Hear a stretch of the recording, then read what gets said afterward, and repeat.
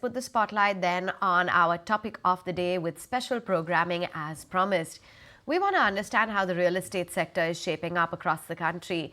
Do remember, a lot of these real estate stocks as well have seen a stellar run-up over the last few years after a decade nearly of stagnation. A lot of analysts are talking about how this boom is only here to stay and that the Indian economy is looking promising and thereby propelling the real estate sector. What's the outlook on pricing, demand, supply? How's that shaping up? Let's put all of that into context with our discussion for the day. But before that, let's take it across to Nikunj to set the context. Nikunj. All right, now, so what are we discussing today? Well, this is all about, you wanted to know about the real estate sector. How much real estate prices have appreciated by in India? B, the appreciation in real estate prices is big in major metros or tier 2 cities. Is it a good time to still invest or buy real estate, or mathematically now it's time to now really rent rather than buying a house or for that matter a commercial real estate? And then, well, when there's boom in real estate market, how can you invest in real estate stocks? We'll talk about that extensively. And there's also one special feature on the Personal Finance Show today, and this is a complete 360-degree analysis of what is happening in the real estate sector as to where you should be investing. Should REITs be a preferred option now for investors, given that the boom in the residential and the commercial real estate rental market has just about started? But let me establish some facts here, and we are looking at how much real estate prices have gone up by, and this is a data which we've used from agencies including BlackRock, Magicbricks, and other media reports.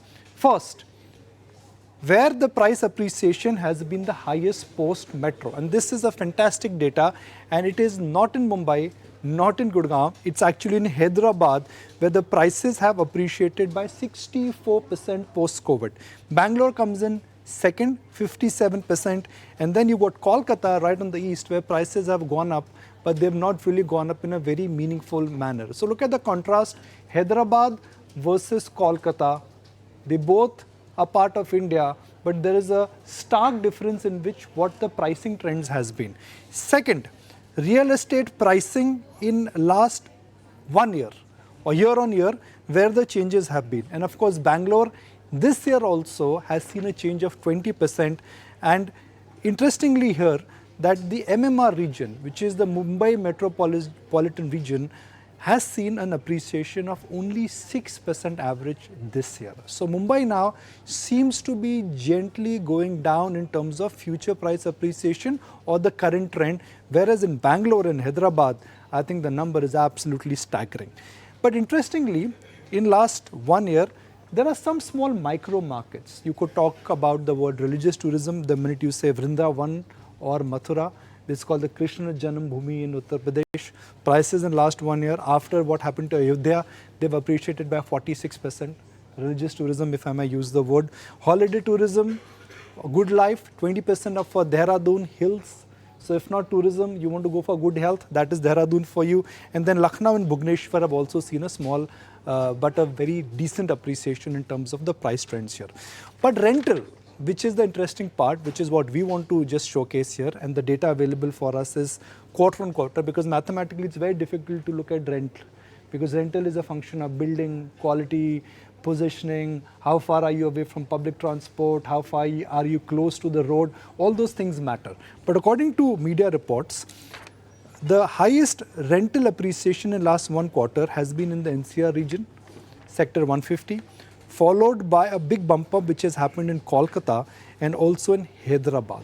Thankfully in Bombay, we live here, I can say that the rent appreciation is up only 4% quarter on quarter. So the whole programming today on ET Now is perhaps would be centered around this theme. How much more for real estate to go?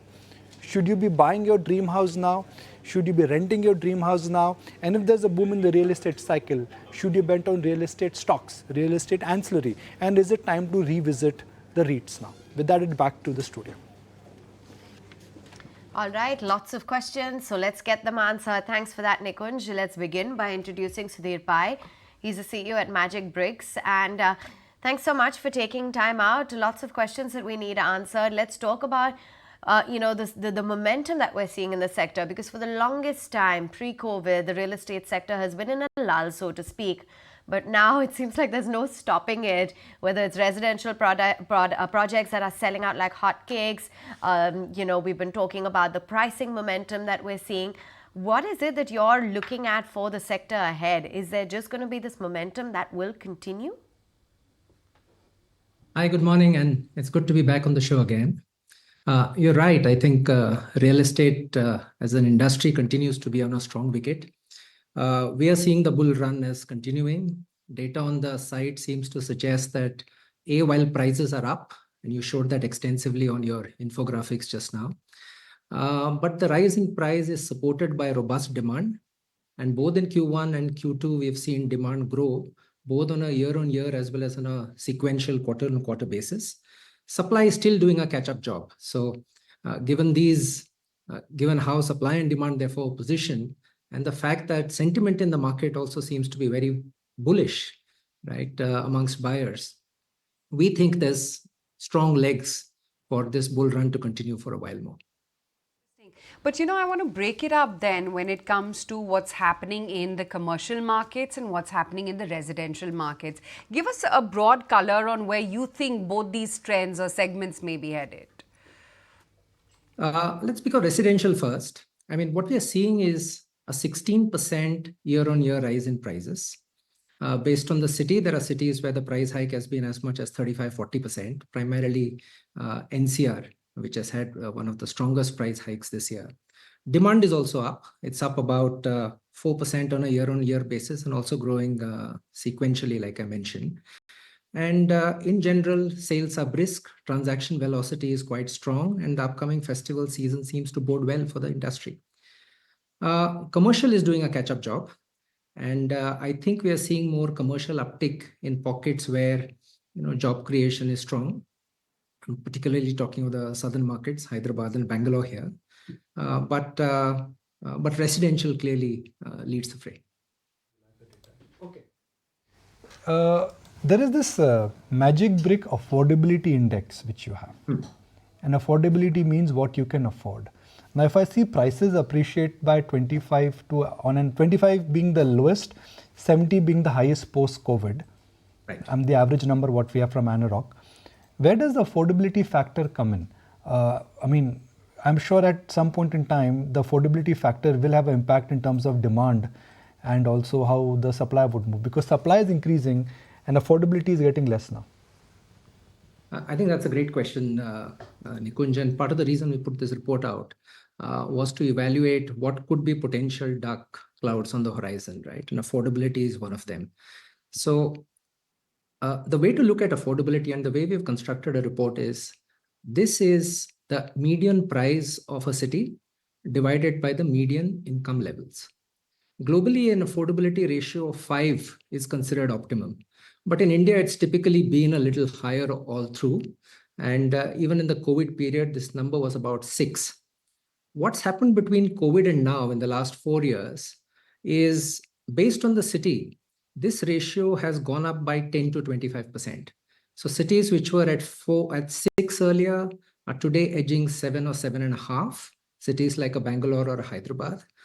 And of course, NCR and Bombay have always been at high ratios. But even here, we have seen a slight deterioration of the ratio in which this number has gone up to 9 or 9.5. Right. So you're right. I think the growth in prices has been ahead of the growth in incomes. And at some point of time, we'll have to keep watching this number, because if it hurts affordability, then it's going to hurt the end user buying. And there's only that much that I think the investors can take the market ahead.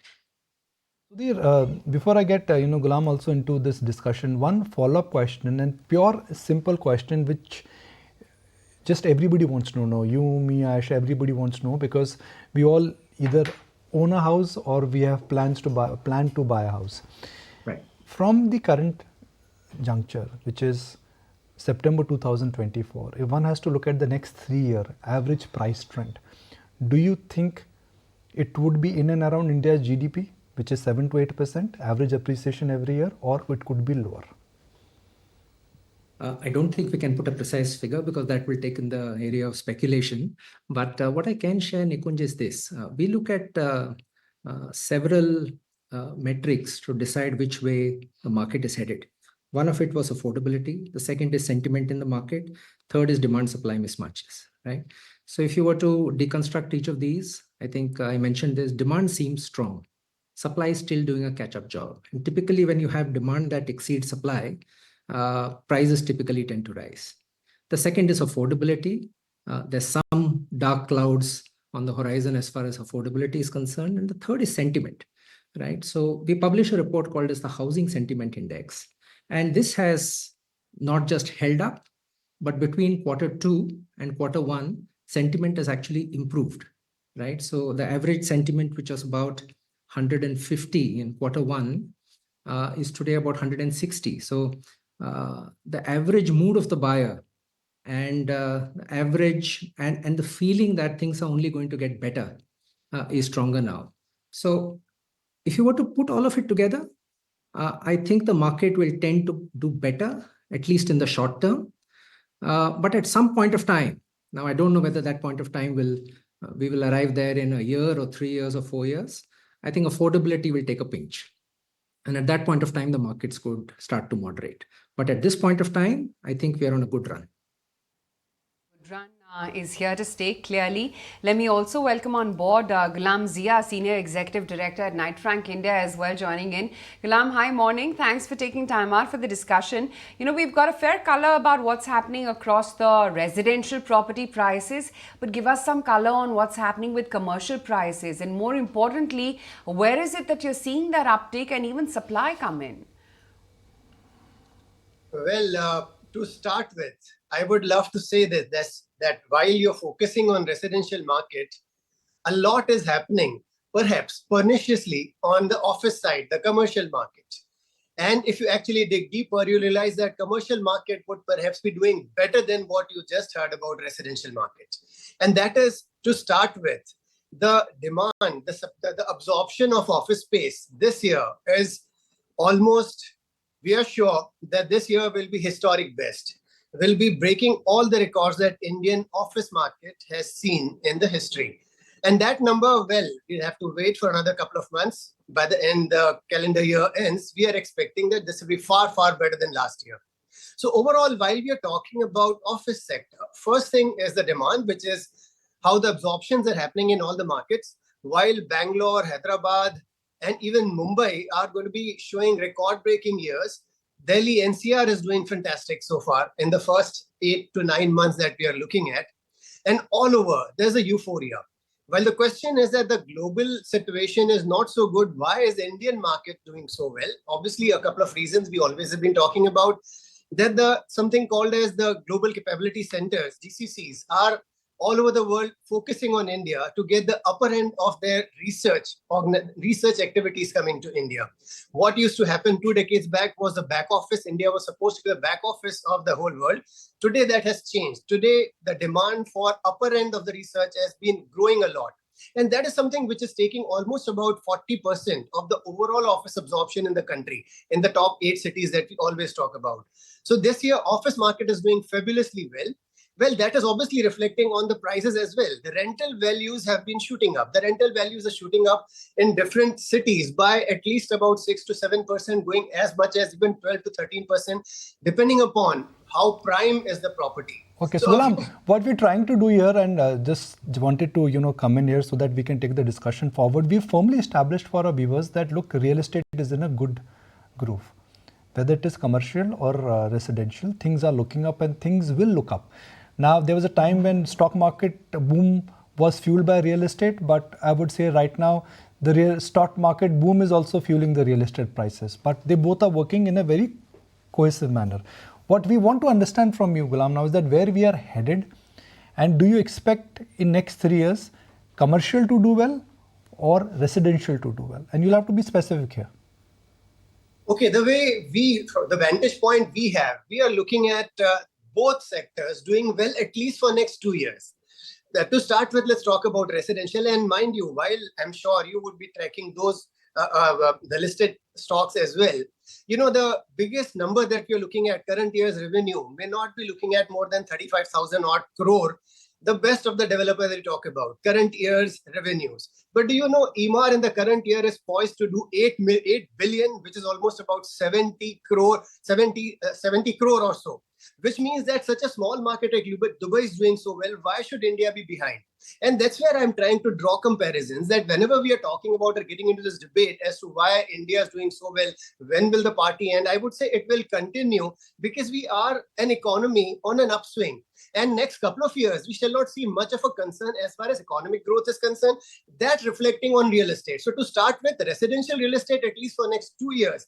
And of course, the biggest concern, as we heard earlier as well, is the price increase. As long as the price increase, the inflation in real estate prices is under check, we shall not see this coming to a halt, at least for next 3 to 4 years. So residential market, in a nutshell, is doing fabulously well. Only one subsector of residential, which was the affordable housing, was not doing good for last 3 to 4 years. This year, with the Pradhan Mantri Awas Yojana 2.0, we are expecting even that sector getting a boost. So that has always been a major sector for the real estate as a subsector. And now even that expected to getting back on track. Overall, residential real estate is supposed to be continuing the momentum for next at least 2 to 3 years. Okay. On the office side, also, I would say, while we are looking at one of the best year currently, even going forward, we still don't see any dark clouds, even for office sector. So overall, I would say both the sectors will continue to grow in tandem, and overall giving the real estate sector a very good position from here to at least next 3 years. Great to hear that. So now we firmly established for our viewers, both with the help of Sudhir and with the help of Gulam, that 2-3 years things are looking up. Of course, the rise is not going to be as astronomical as what we've seen, because of the base effect would kick in. I just want to remind our viewers that when COVID happened, we had started discussing a concept called work from home. A company like TCS had said that 90% of the employees will never come back to campuses, and we were all worried about what will happen to so much of commercial real estate which has got created. Banks had started doing 3-day work from home. All that has changed. And that is what we must understand is leading to a change in dynamics, because during the COVID time, nothing on the commercial side got created. And now the demand is coming back. It is leading to what really could be called as a catch-up effect, because commercially nobody invested. And now that work from home is getting normalized and economy is in upturn and we are moving to knowledge-based economy, more and more demand seems to be coming back. Okay, Sudhir, I'll take the second question forward now. And again, this in a sense would be a relevant question for our viewers and for everybody here.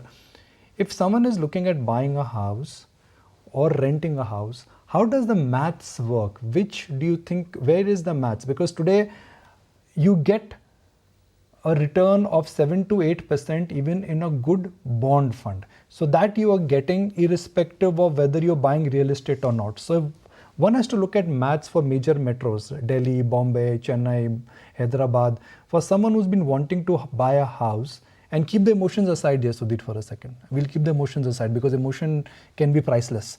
What is a prudent commercial strategy? Buy a house or rent a house? Sudhir. I think depends on who the buyer is. If it's your first home that you're buying and a home that you intend to stay, I mean, you should go ahead and buy it any which way. But if it is from an investment perspective, I think, look, it's good to be a little circumspect, right? So here are 2 data points for you and your viewers to consider. The real estate capital appreciation has been lumpy over time. But if you see a long-term CAGR, the industry has tended to give a 7 to 8% kind of return over maybe a 10-year kind of window. And to that, if you add a typical rental yield, which historically has been about 3%, but right now it's higher, it's at about 3.5 to 4%. If you put the two together, you're looking at the industry giving you between a 10 to 11% kind of return over a long period of time. And that's quite favorable.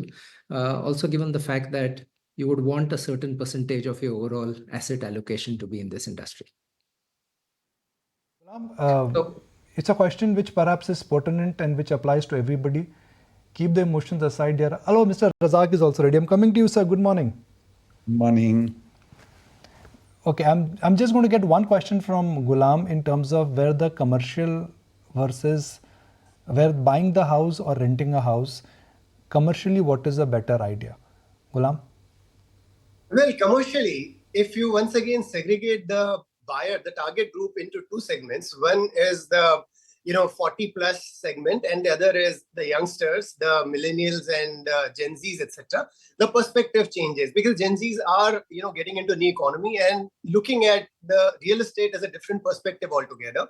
So while for most of us, real estate as is just a very emotional subject, and since you're asking me to keep emotions aside, I would say for most of us that whatever Sudhir was talking about, 8 to 9% or even closer to double digit, is very rare to get, because it's only few markets where you get that kind of return. When you broad base it to the whole of the country, even why, just about looking at Mumbai, only a few South Mumbai markets would have given you that kind of a return. Most of the other markets are not really as favorable. So even if I'm looking at overall market, I would say renting may still look good because it's 2.5 to 3% of rental yield would still tilt the scale in the favor of renting. But commercial, the buying house is something which is more than just a very emotionless math. It has a lot to do with your social security, your position in the society, etc. So buying a house always remains as the choice of emotion, very less of the how the Excel sheets are looking like. Just one closing comment from Sudhir. And Sudhir, what would you like to close it on? I think we'll be a lot more circumspect on what to expect from the real estate industry. I think things are looking really good right now. The industry seems to be on a good run. Transaction velocity is very high. I think what we'll have to stay mindful of in the quarters and maybe the years to come are three potential red flags. They don't exist right now, but it's good to be mindful of these. One, I think, is affordability. I think if the price income ratio starts edging 7, we'll have to be a little mindful. The second is the percentage of investors who are there in the market. Typically, if that ratio goes to 60% or higher, maybe there's a cause for concern. And third, that supply sort of tries to marry demand. We are seeing a lot of supply now come in the much larger homes, which are greater than 2,000 square feet, or in the super premium segment, whereas demand tends to be a little on the lower side. I think these are things to be sort of mindful of as we go ahead and keep watching this from time to time. But as things stand, I think it's a great situation for the industry and things are looking happy. Yeah, I'm sure they are. But Sudhir, Gulam, both of you, great to have you today on the show. And who better than Mr. Irfan Razack, smiling all the way, diversifying into various other cities outside of Bangalore. But Mr. Razack, what is leading to prices right now? And would you say that actually leverage on the back of builders and companies thereof, such as yours, is what's affecting prices? See, let me just take off from what Sure. Sudhir said. He summarized and told you 3 points. I can't agree anything less with him. We have to be mindful on those 3 points all the time, every time. And we are talking about pricing and prices. I believe that as responsible developers, we have to make sure that we don't lose our head and try and commit on land at high prices. And then, of course, construction cost is one component, and then the margins. So we have to make sure that we do the balance rightly and keep our pricing to the end product and which is offered to the consumer at a reasonable price. And that is what will keep the demand evergreen. In case prices run up too high, too fast, then there is a cause for concern. Mr. Razack, what is the best way of understanding the demand and supply equation? When anything looks good, the demand is always high, but supply also increases. Mathematically, but if one has to look at the realistic picture, demand versus supply, where do we stand here in India?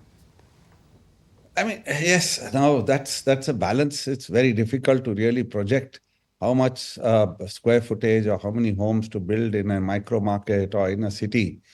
Because it's something that, if I acquire a land today, anywhere in the world, anywhere in the country, for me to bring it to the market takes a minimum of anywhere between 12 to 18 months.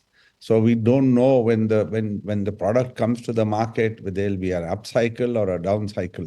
Currently, it's a nice, good run. It's an upcycle. But I believe if you have the right product, the right location and the right pricing, you'll always be evergreen. So you have to make sure that your supply, whichever supply that comes in, is relevant and you're targeting the right audience. Now, if I'm doing too much of luxury development and I've got over-optimistic, it can happen that when we come onto the market, they may not be, the demand may be tepid. So the important part is have to make sure we have the right product. And basically, I believe evergreen is where the mid-income housing is. If we keep producing that, there's enough of demand in that. I don't think that demand will ever die down. But if you go up the ladder and make very, very large houses, that's where the pain point could come at some point of time or the other. So we need to have that balance. And if we are able to look at that balance and study that balance and probably make that balance right, I think we've got it right. Also welcome on board Niranjan Hiranandani. He too joins in on the discussion. Mr. Hiranandani, great to have you on the show as always.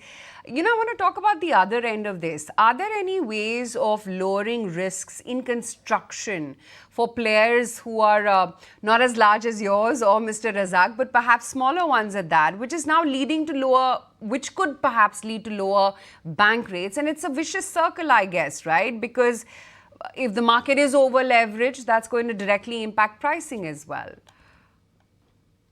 Well, first of all, it's always good to be along with Mr. Razack because I've learned so much from him over a period of years that, and the learning doesn't stop. He keeps on teaching us so many new things also. So thank you, Mr. Razack, for doing that for us. And thank you, E.T., and you for asking me these questions.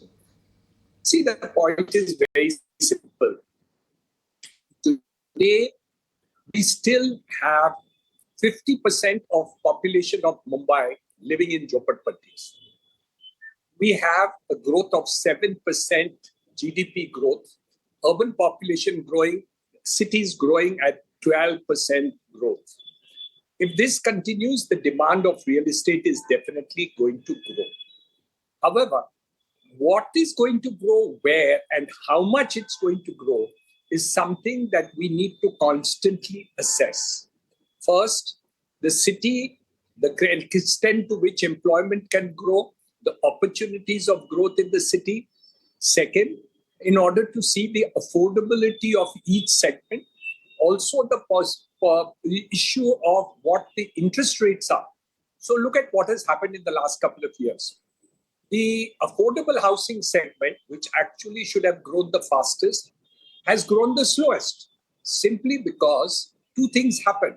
Number one, interest rates went up. So EMIs, which were based on 6.5% interest, were moved to 8.5%. Second, last August, the PMAY scheme, which gave an interest subsidy, got exhausted. Now they're going to bring it back again. So the entire affordable housing segment had a setback through the whole country. Now, the mid segment has grown, people's incomes have grown, aspirations have grown, and post-COVID, the desire of people to have a better and bigger house has also grown.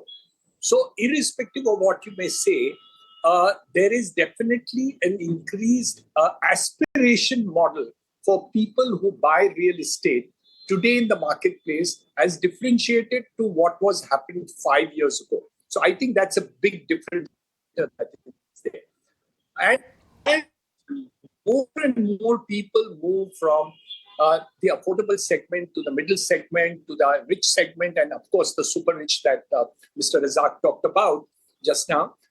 That's a separate model completely. So I don't want to talk about the super rich because that segment could become bigger, but I don't think it will take over the entire market. The marketplace will still be for the mid and other segments, which I think will grow much faster than any other segment in the country in terms of volumes at least. Fair so point. I think the risk segment is lowered simply by seeing to it that you are attuned to the market demand and also how the development of the cities are taking place accordingly. Okay, Mr. Razack, we've looked at real estate prices, and I'm keeping Kolkata out because that's an outlier. On an average from COVID, they've gone up by 50 to 60%. That's the average appreciation.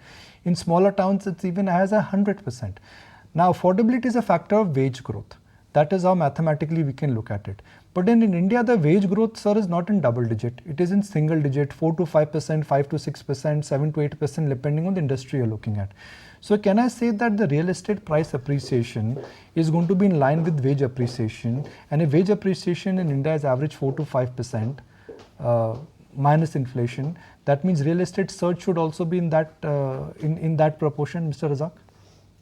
I agree with you, because as long as the wages are matching to the pricing, otherwise, if I don't have the earning, how can I afford to borrow and get a home loan and pay the EMI? So it's a straight function, absolute direct function of the earning. And as long as I'm earning well, I'm able to afford to buy a larger home also. And there are times when there are double incomes that both husband and wife are working. And many youngsters are buying today. And that's because they've already started off on a high salary. And that's where the boom is coming from. Niranjan Bhai, when COVID started, the general view was work from home. Instead of 2 BHK, you needed 2.5 BHK. If you have a 2.5 BHK, take a 3.5 BHK. But that work from home has now normalized. And that is something which, in a sense, nobody thought that would change so dramatically. How do you see the home buyer shifting preference in the normal world? Because the compulsions of a home buyer in 2021, 2002 was also centered around the fact that he could be working 3 to 4 days from his home.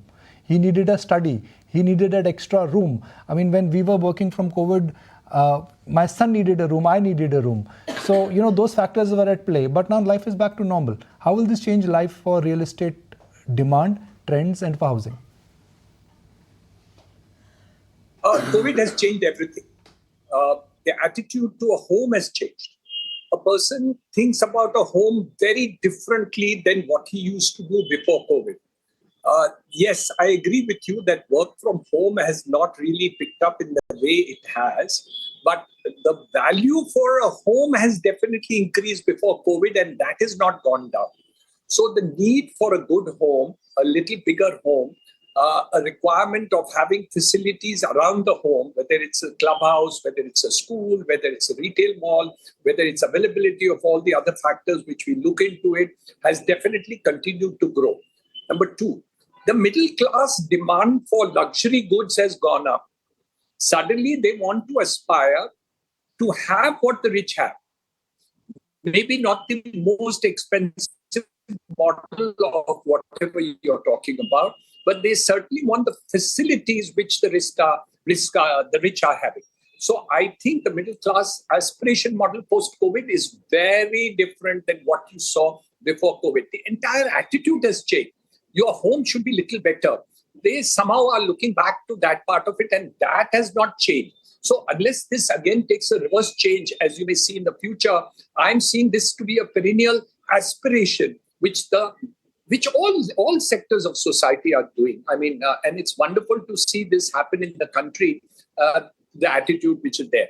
So everybody now wants to pick up things which I think 10 years ago, they never even dreamt that the house should have XYZ.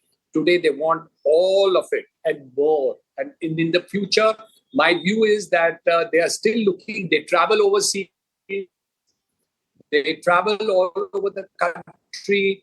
People are more mobile, more flights taking to destination. They are seeing what the country is about. The social media, my God, it has just changed your whole attitude to how life and living is going to be. So social media teaches them what they can possibly get easily, and they want it today. So I don't think this is going to be a setback at all.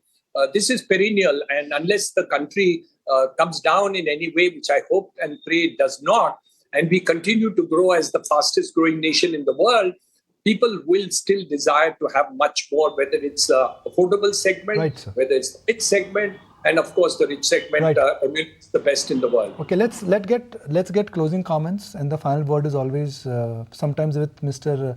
Niranjan Bhai, sometimes with Mr. Razack, but today it is Mr. Razack who will have the final word. You okay with it, Niranjan Bhai, if I take the final word from him? Of course. Okay, thank you. I always look up to him for his final word. We all look up to him, sir. We all look up to him. I mean, I do Aisha too. was I just do telling me, too. Aisha was Makes just two of telling me us. she was Makes in two of us. Bangalore 2 weeks ago, and she said, okay, all she could see is Prestige.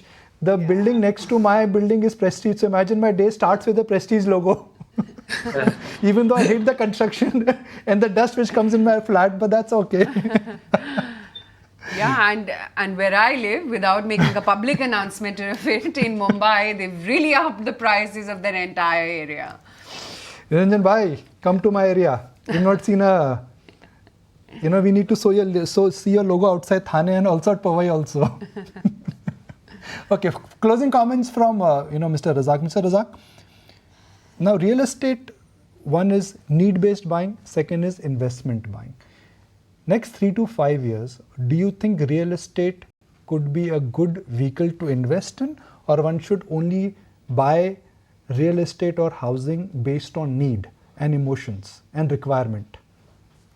See, this is a fantastic question. I think one is if you have a need, you should definitely buy. If you have not bought already, you should immediately commit yourself. There's no question about it, because the prices are going to run away as far as you're concerned, because it's always tomorrow is, it becomes more and more dearer. Now, if you're buying for investment, my only advice is by all means buy, because property also gives a lot of returns. But don't borrow and buy, because that's where the stress comes in. If you have surplus cash, you have money to invest, you don't know where to put it in. Yes, stocks is an option. Many other options are there, but real estate is also real. It definitely gives you a return long term. There's no short-term return on this. It does happen at some times, but if you have the patient capital with you, you believe in investment, you want to just invest there, so you get both. Once a property is ready, you get the benefit of getting some rental income and also appreciation, which overall gives you a decent return on your investment. But I would discourage people to buy for investment by borrowing money, because that could bring you into a big pain point. Right, okay, Mr. Hiranandani, Mr. Razack, so good chatting with both of you and getting in all the perspectives. So I think, Nikunj, 2 answers are clear, that the realty boom is here to stay, and if you haven't bought a house already, your first home, you have to buy, not rent.